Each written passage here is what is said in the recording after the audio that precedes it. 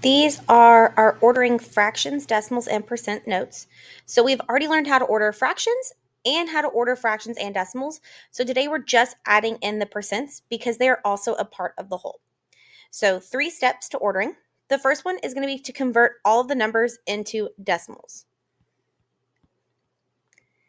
So a quick reminder, to turn a fraction into a decimal, we're going to divide the numerator divided by the denominator. Okay, so for those of you that like the little stories, your cowboy rides the horse. They ride or work all day long. Cowboy goes home. Horse stays outside. To turn a percent into a decimal, I still think about Dr. Pepper. So if I'm going from percent to decimal, I'm moving to the left. So we're going to move the decimal 2 places left to make it into a decimal from that percent.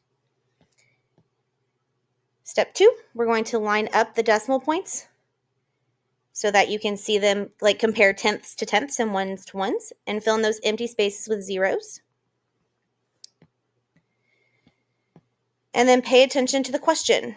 A lot of you are missing points here because you're not doing it in the correct order. If it says least to greatest, make sure the smallest number is first. And you want to use the original numbers in your answer.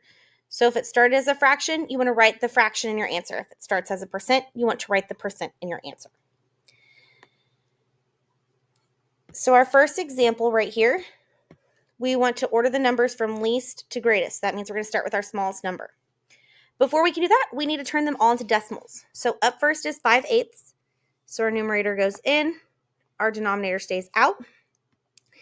8 cannot go into 5, but 8 can go into 50 6 times. 50 minus 48 is 2. Bring down our 0. 8 can go into 20 2 times. 20 minus 16 is 4. We can't have a remainder, so we just bring down that extra 0. And 8 times 5 is 40. So 5/8 is 0.625. For 60%, a reminder, there's always that 0.0 behind every number. So we're going to move the decimal 2 places left, 1, 2, and get 0.60. Then we have 0.66 already. And then if we do our division for 2/3, 3 can't go into 2, but it can go into 26 times. We're left with 2, bring down 0, 6 times again. And there's a pattern here of 66 repeating. So then step 2 says to line up the numbers with their place value. So I'm going to do that over here. So 0.625, 0.60, 0.66, and 0.66 repeating. Then it says to fill in zeros so they have the same value. So that makes this 600, 660. For 2/3, though, we're not going to put a 0 because it's 6 is repeating. So we're actually going to write another 6. And that makes it a little more obvious of the order we're trying to get to. So we want least to greatest. So the smallest value over here is that 600, which was 60%. And then the next smallest number is 5/8.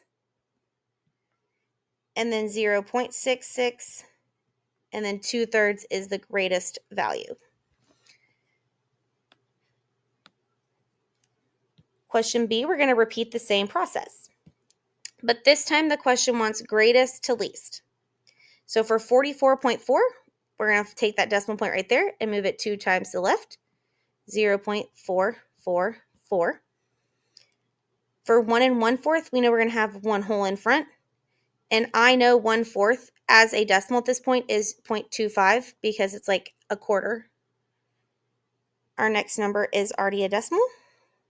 So the only one left is that 4%. So this is 4.0. And we're going to move it 1, 2. There's that empty space right there. So we have to fill that in with a 0 as well. So we're going to line them up. 0.444, 1.25, 0.004, 0.04. And then we're going to fill in the empty spaces with zeros. and we want the biggest first. In this problem, the biggest number is pretty obvious because it's the only one with a whole number. So our greatest value has to be that 1 1/4. Then our next greatest value has this 4 in the 10th place. So that's 44.4%. And then our next greatest value has the 4 in the hundredths place. So that's 4%. So the smallest number in our list is that 4 thousandths.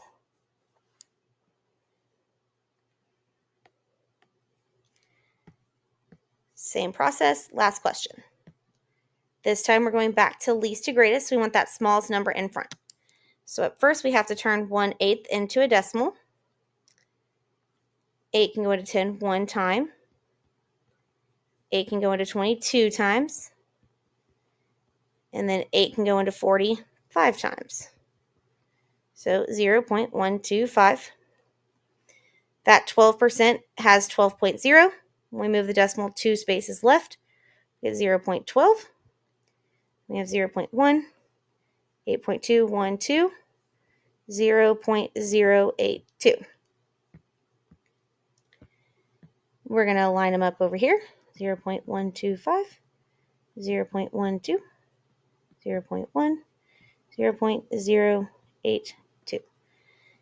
We're going to fill in the empty spaces with zeros.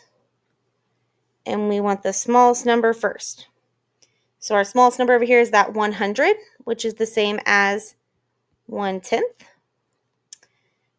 Oh, I am wrong. Our smallest number is the value with the 0 in the 10th place. So that's 8.2%. Then it's the 1/10. Then it's 12%. And the greatest number here is 1/8. So again, I would have missed that question had I not had my numbers lined up to the right. So as you wrap up today, a reminder, it is convenient to turn all of the values in your problem into the same type of part. If you're like, Ms. Darbone, I don't want them to be decimals, I really want to make them all into percents, that is fine. Make sure you pay attention to the question and then make sure that you always show some work.